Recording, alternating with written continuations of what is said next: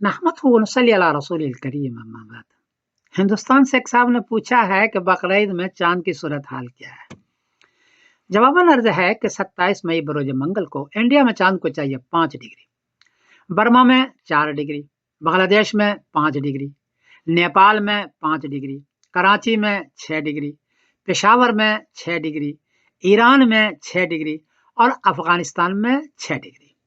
चांद 10 डिग्री में नजर आता है।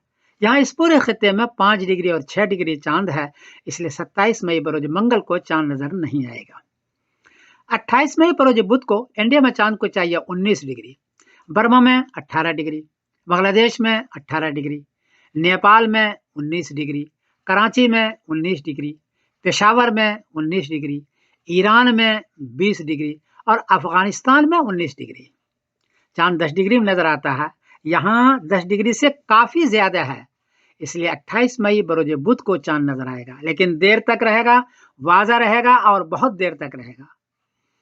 और 29 मई बरोज जुमेरात को पहली जिलिदा होगी इंशाअल्लाह।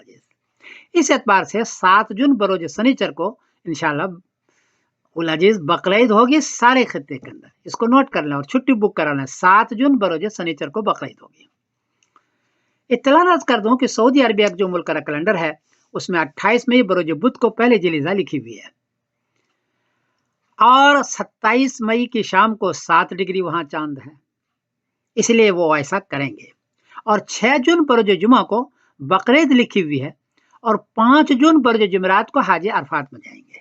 तो इस एतबार से सऊदी अरबिया का वालों की बकरीद 6 जून बरोज जुमा को है और इंडिया पाकिस्तान वालों के बकरीद 7 जून बरोज शनिचर को है।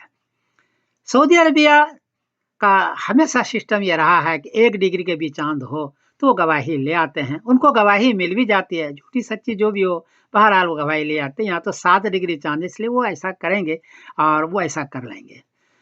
देखिए आखिर होता क्या है। असल एतबार तो चांद के देखने का है। मैं समीरुद्दीन कासमी बोल रहा हूँ मानचेस्टर इंग्लैंड से। अस्सलाम वालेकुम व रहमतुल्लाहि व बरकातहू।